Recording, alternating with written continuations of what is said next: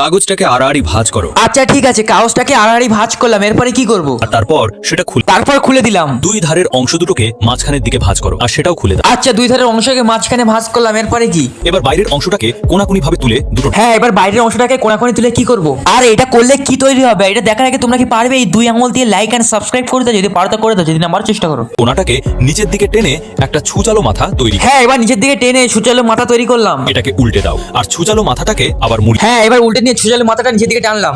এরপর ওপরের কোনাটাকে মাঝখানে মেলানোর জন্য নিচের দিকে টানো। হ্যাঁ, উপরে কোনাগুলো মেলানোর জন্য নিচের দিকে টানলাম। এরপর কি? আর এটাকে আবার উল্টে দাও আর ছুচালো দিকটা ভেতরের দিকে রেখে এটাকে অর্ধেক ভাঁজ করে দাও।